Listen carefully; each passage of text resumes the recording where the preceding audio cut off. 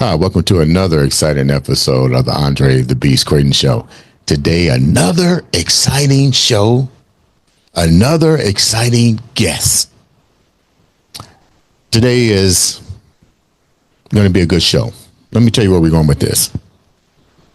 We're going to talk a little bit about coming out of patterns, belief systems. Some people may say, well, what are you talking about, Dre, on that?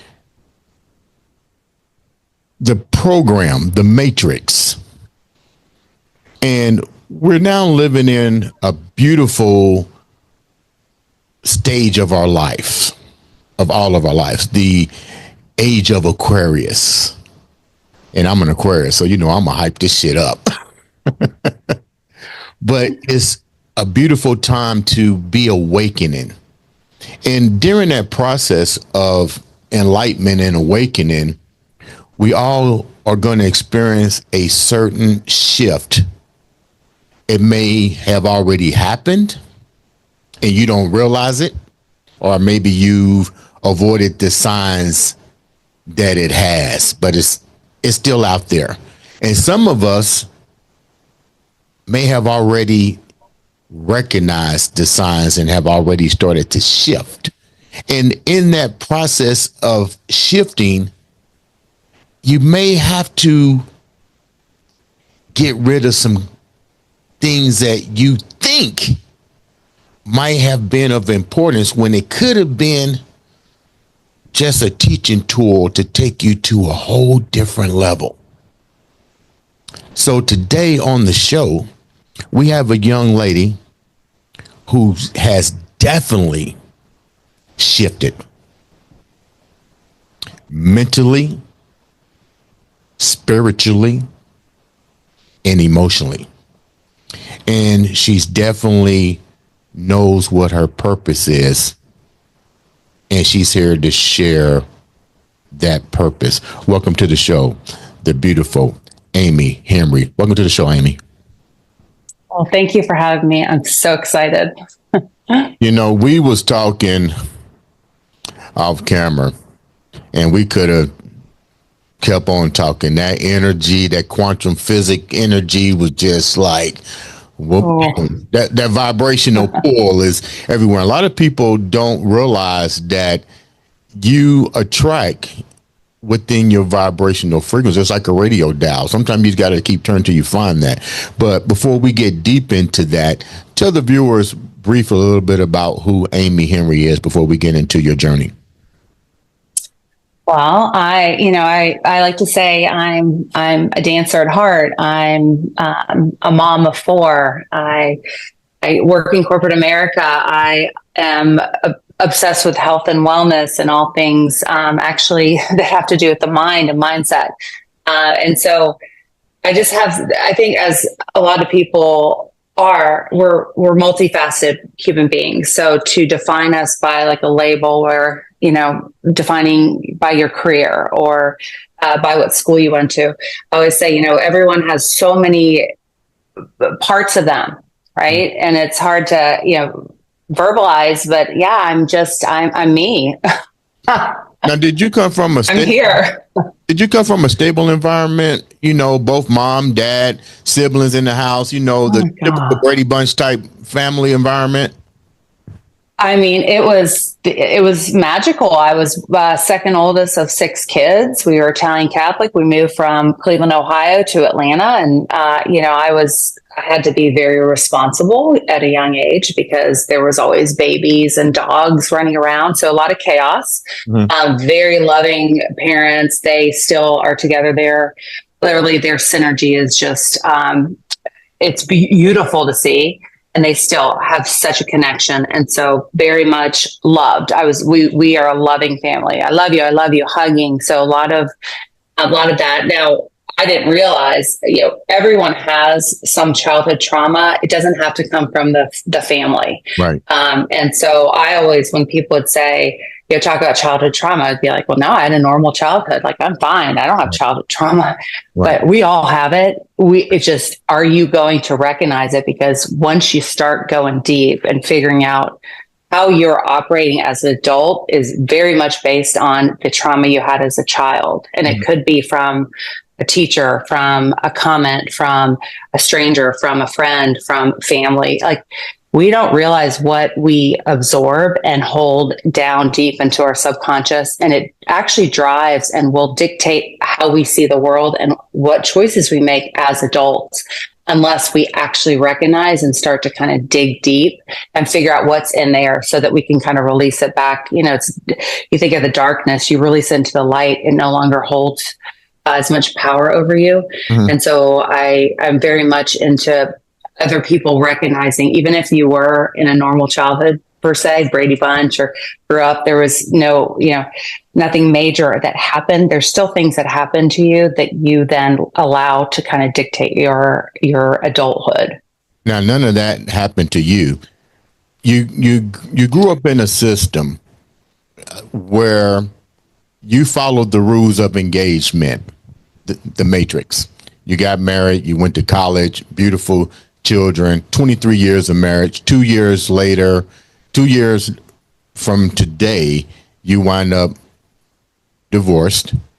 First of all, how did that affect you before the shift came in? We'll talk about the shift in a minute, but you're doing what normal society feels you should do. You get married, 23 years, then 2 years now being divorced. What was all that like for you? I always felt that I was kind of just living life based on what society wanted me to do, or what, my family wanted me to do. And I followed the rules. I always say I kept in the fairway. If you think of golf, I kept in the fairway, but I am not supposed to play in the fairway. I'm supposed to be doing something that all the talents God gave me, I was kind of keeping them bottled up, because I said, well, that, I need to keep it pretty, this is the path I'm supposed to take. We call it the matrix. We call it, the blueprint. I call it the blueprint because it's, it's set up. Most people will follow it and they'll be content, but I was not. I knew I felt a lacking or a longing for more. And it wasn't that I wasn't content with my life. I mean, an incredible life. It was that I felt I was supposed to be on a different journey. And, wellness has always been like a huge passion of mine. And so that was always in the background. But, you had mentioned something like that, the childhood trauma, like my trauma as a child, and I write about in my memoir, Big Desire, is that because I'm a dancer. Like if you ask me who I am, I'm a dancer. Now, do I dance on stage now? No, but I will always be a dancer. I was born a dancer. And when I was 5, I was told by a doctor that I was probably going to be chubby and overweight. He told my mom that just by, kind of comparing my sister and me. And I was very athletic. I'm very, but I was normal. I wasn't overweight, but that moment, that trauma of being told I didn't fit the mold for the body type of a dancer actually impacted my life. And that's what my book is about, is the severe body dysmorphia.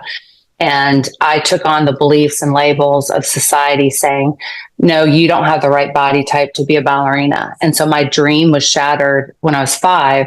And so I spent the next 30 years of my life, I was on a diet all the time and I hated my body. And so I had to figure out, my childhood trauma was why I had that feeling that my body betrayed me. And so if you look at me today, you would think, why would she not love her body? But body dysmorphia is deep. Eating disorders, it's all in the mind. It's all the belief system. It has nothing to do with food. Emotional eating has nothing to do with the food. It's a control thing. It's you feel, powerless. So you can control what you put in your mouth or what you don't. And so that was so traumatic for me to be told that my dream of who I was, down to my soul, I didn't fit the mold. And so it was just, so my book, my memoir, is really all about that journey of like awakening to the idea and the thought and the belief that I can truly have anything I desire. And had I had someone in my childhood, like a dance teacher, take me aside and say, it doesn't matter your size, you need to be front row, you're an incredible dancer.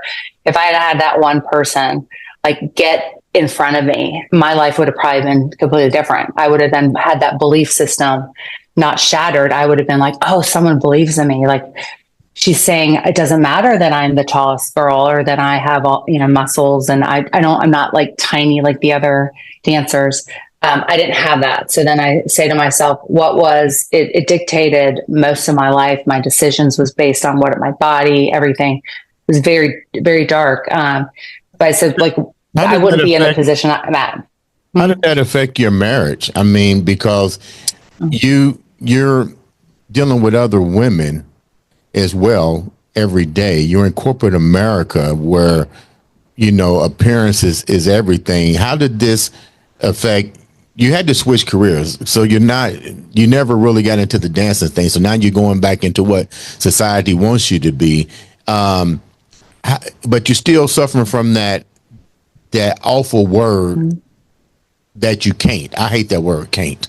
But how do you transition to fall into line to get rid of that, fit into corporate America, but still have that trauma part of what the doctors told you, and then going into a marriage? Because to me, it seems like you would, even to try to keep your husband, entertaining you and people entertain around you, you're still suffering from a body image.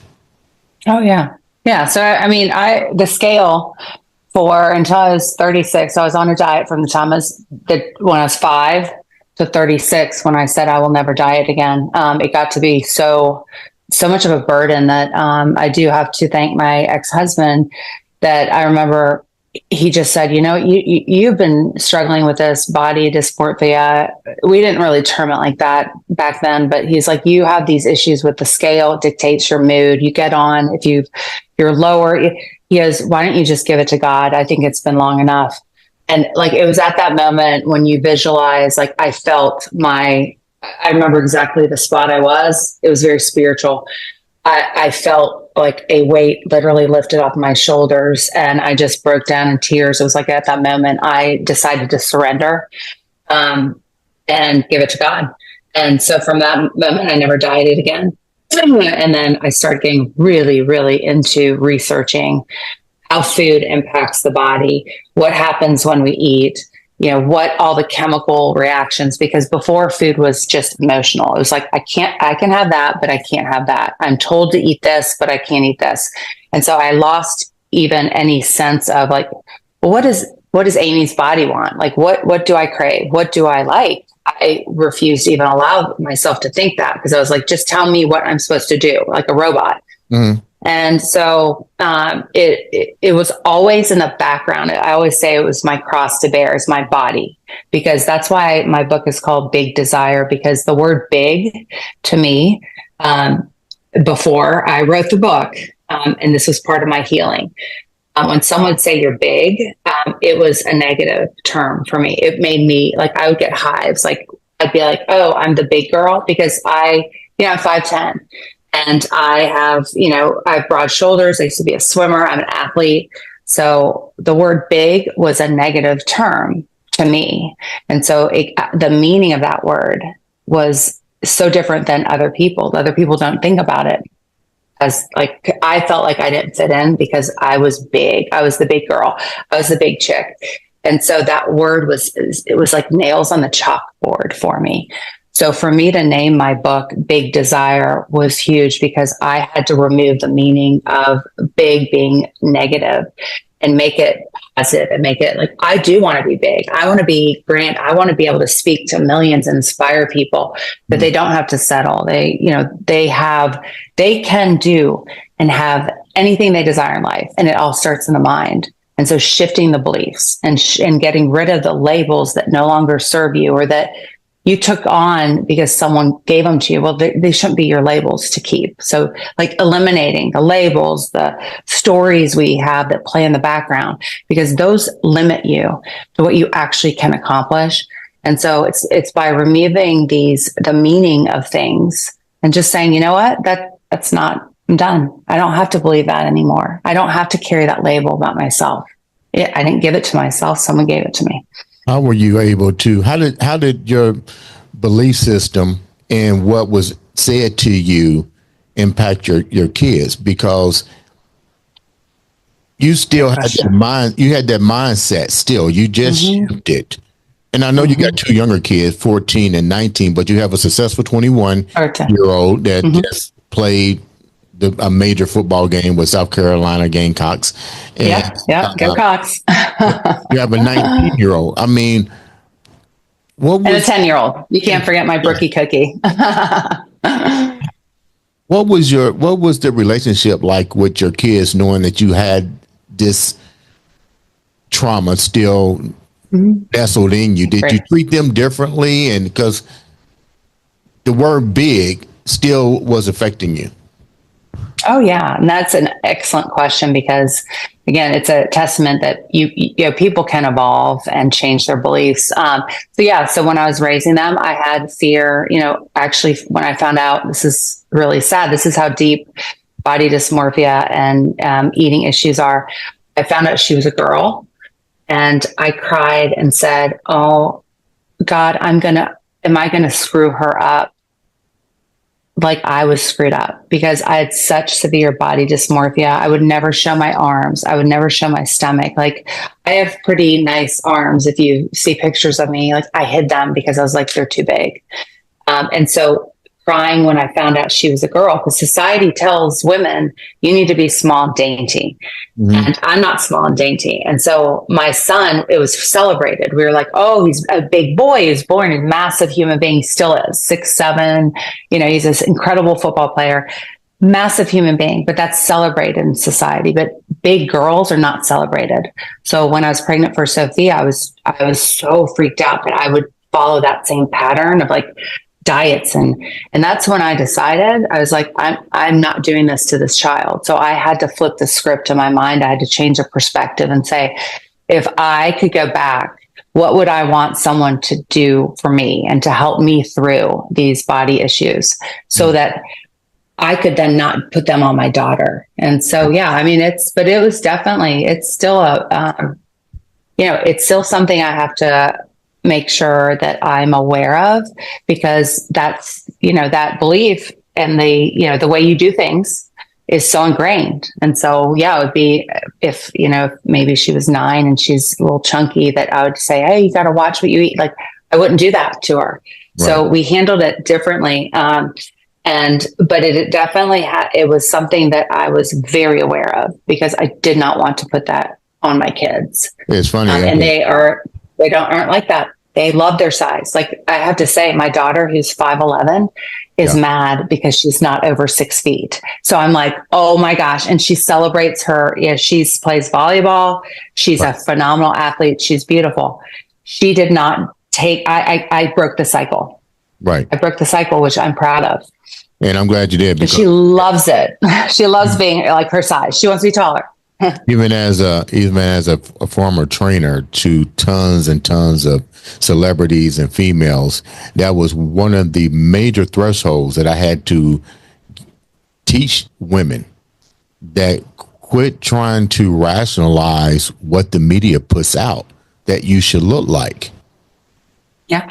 That's not real life. That's called marketing. There is such thing as obesity. I said there is certain health issues, but if you don't have those things, you need to work with what the universe gave you. Make healthy decisions, exercise, do whatever. But more importantly, and I find this to be very key element when it comes to dealing with the body image, when it comes to training, especially women. They never have the mindset, because the mindset to get what they want has been deprogrammed by what they see in the media, and what sometimes, this is no disrespect to the medical community, but sometimes the medical community aids into the self-destruction of them trying to understand how to get healthy. You was getting all of this misinformation, and I'm glad that you was able to break that barrier and go on about a healthy way of life. But how difficult was it for you to really change your mindset? You changed the eating aspect, but you didn't really focus. I didn't hear you say how difficult it was to really change your mindset. So I was able to stop dieting, but I've always worked out because I'm an athlete. So for me to feel most like my inner child, which we all should want to feel like, because we all are children, we all should be playful. We all should look at life in awe. So in order for me to feel centered as to who I am, I love to dance and I love to move. And so exercise for me is, I love it. I love to exercise. And it's a perception. I don't have the perception that's hard or it's uncomfortable. Yes, it is, of course. But for me, it makes me playful. It makes me feel alive. Our bodies are designed to move. We're not supposed to sit. And so to make exercise playful as opposed to a chore, like I don't wear an Apple Watch. Like I refuse to count my steps. I don't believe in it because it becomes a chore like doing the dishes. So I think for women, what was transformative for me, and I talk about in my book, actually a whole chapter is devoted to it, is strength training. I was lucky enough to walk into the Forum Athletic Club and meet Roman Fortin, who owns it. It's in Atlanta. He's a former pro football player and had the philosophy of fast twitch and working your fast twitch muscles. I never lifted weights because I'm too big. I'm a big girl. All I do is run and spin. I'm a cardio junkie. And so my mindset was, I don't need to lift weights because I don't want to get bigger. Word again.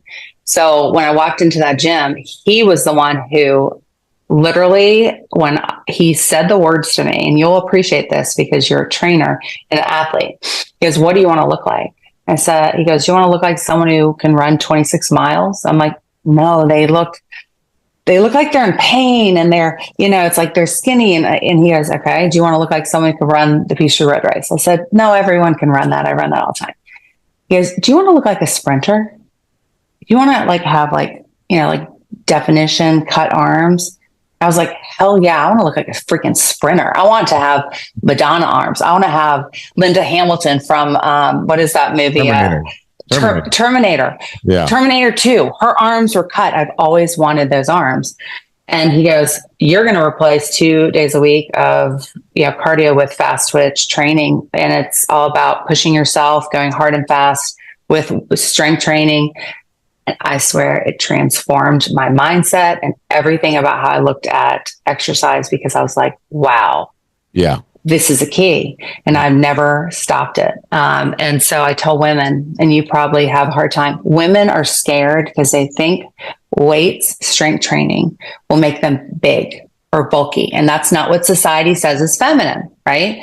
Where I want to transform what people consider sexy or the norm. I have muscles. And the reason I have muscles is not because I might be a little bit of an outlier, because I love to work out, right?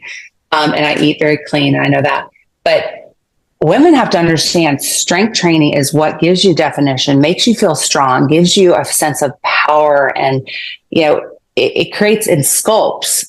That's what strength training does. And so to shy away from it, because society never really told women, here, you should be strong. You should want muscles. Like having muscle mass, like lean muscle mass, balance and flexibility, those are keys to longevity, to living with vitality. So why are we as women shying away from lifting weights? It's because we were never told that, because society was like, no.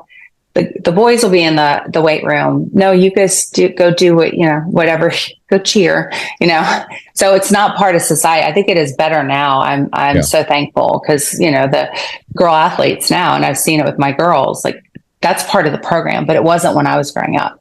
So Amy, to educate. Did you have to look at you fit the mold for the typical female? You had the look, You have the intelligence.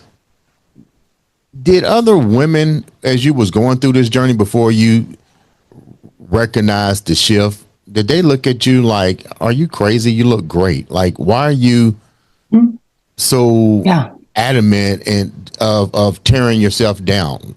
I mean, Yeah. like, what was your girlfriend saying? Well, I mean, it goes back to why I wrote my book, because I want people to understand that body dysmorphia can impact anyone.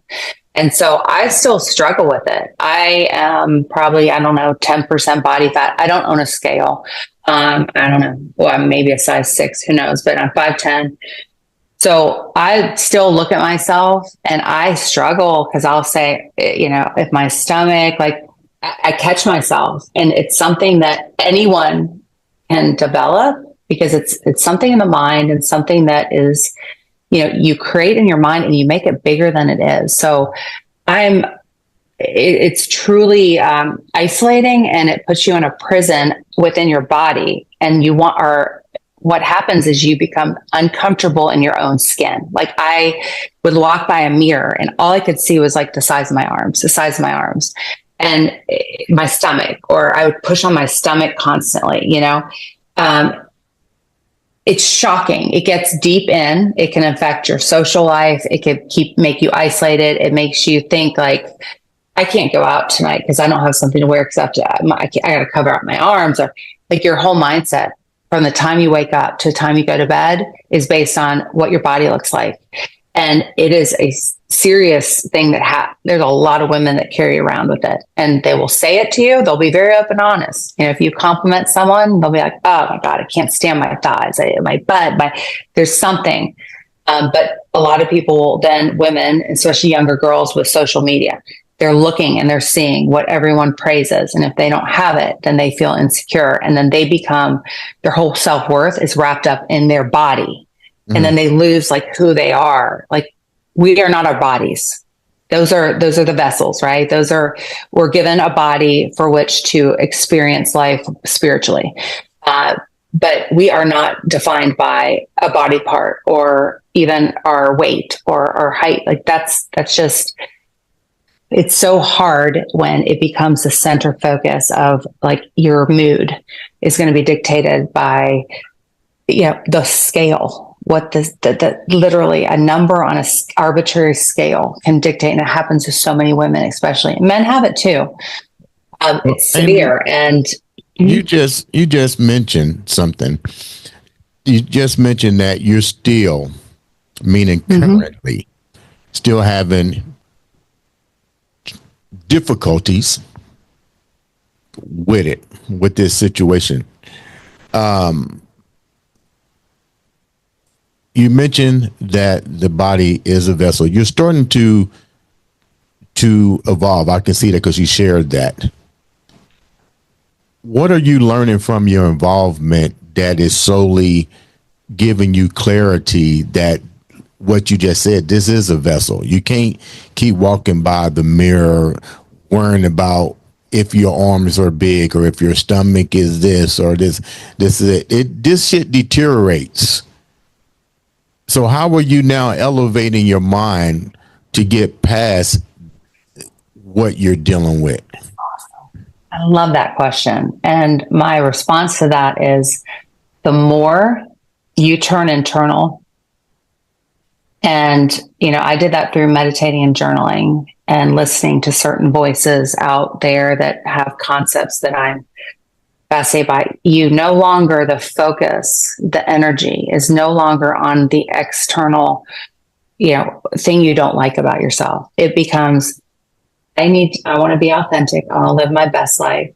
I want to create my, world, what I desire. And so that piece no longer, it doesn't serve. So it doesn't serve me any longer to focus my energy, my thoughts on a body part or the scale, because it doesn't help me evolve as a human being, as a spirit. And we are here to learn lessons, and we are here to positively impact other people with the talents God gives us. He doesn't want us to keep them hidden. And so for me, I've evolved past that it'll flare, it'll pop up every once in a while, but I don't focus on, I like how I look. I don't need to spend all the energy on it. And therefore it then becomes just, it's almost like you take the power away, and it's all mindset. It's removing the self-limiting roadblocks and then changing the beliefs and the stories and the patterns, the thought patterns. Because you can stop it. Like I catch myself, like if I push on my stomach, I'll go, "You're silly. You have an 8-pack. Stop." And I will stop myself. And then I don't allow any other thoughts about, "Oh, your stomach looks puffy." I'm done. What if you didn't have the 8-pack? What if something unfortunate happened that caused a shift in your body, in your appearance? The two-part question: how would you deal with that? And the second question is, validation now comes from women look for validations through the social media, like you said, looking at pictures. Oh my God, if this person look like this, I don't have this, yada, yada, yada. How do you get your validations is the second part of that question. I get validation just from learning and growing spiritually. That is filling me up more than always worrying about what I look like. There's not, there's how you focus your energy. And so I love learning quantum physics. I love learning how to rewire and reprogram. I love learning about the subconscious mind and sleep and all this stuff. So my time and my energy is not spent necessarily worrying about that. I still like how I look. I still keep myself up. That'll never go away. It's just something that's who I am.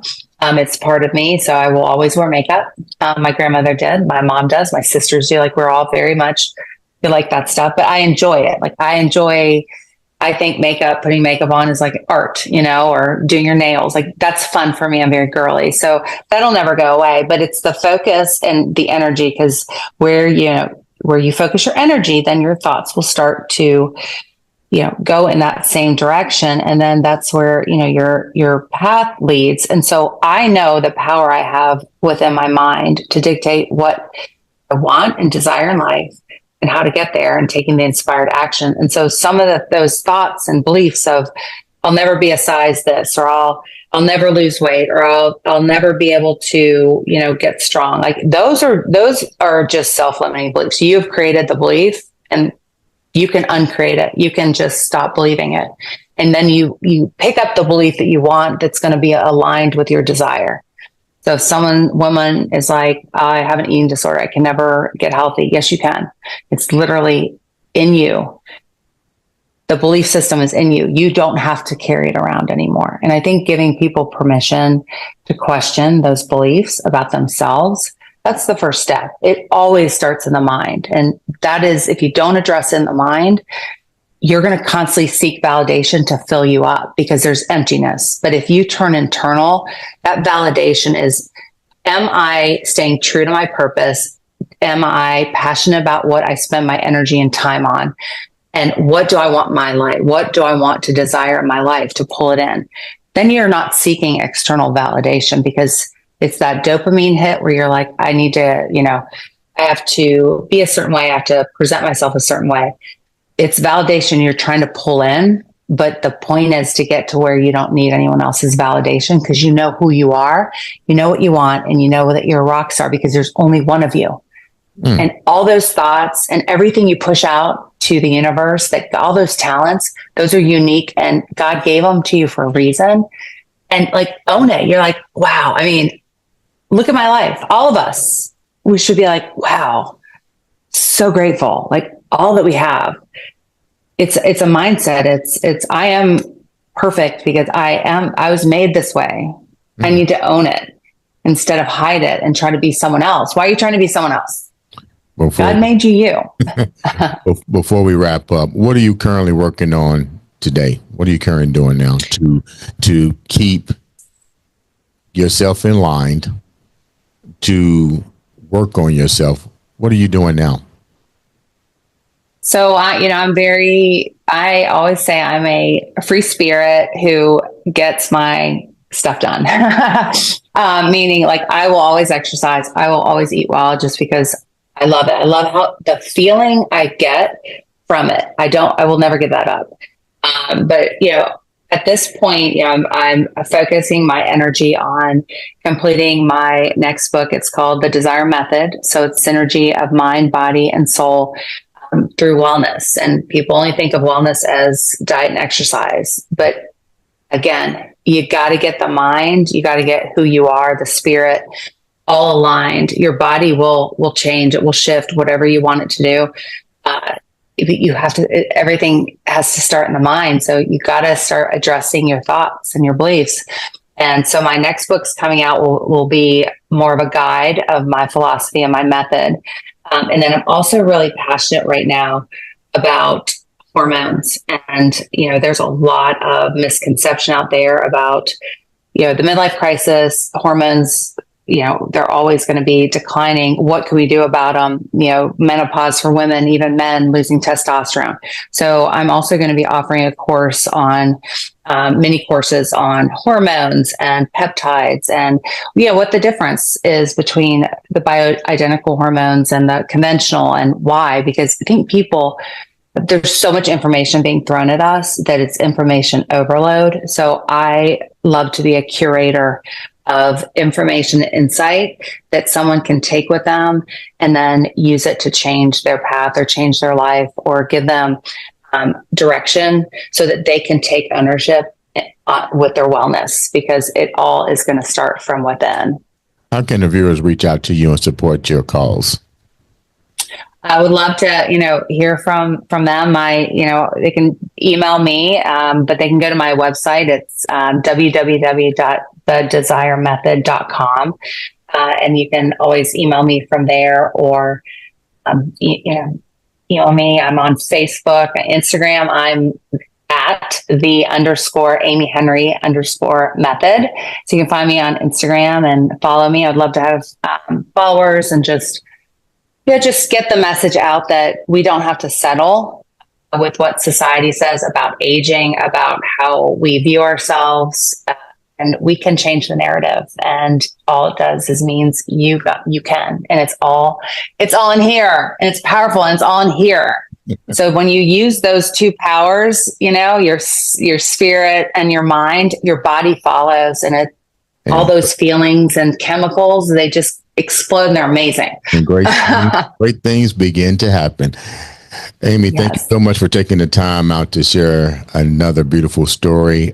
Make sure you guys subscribe, share, and follow her. She's got new things coming out. Ladies and gentlemen, this has been another exciting episode of the Andre the Beast Crayton Show.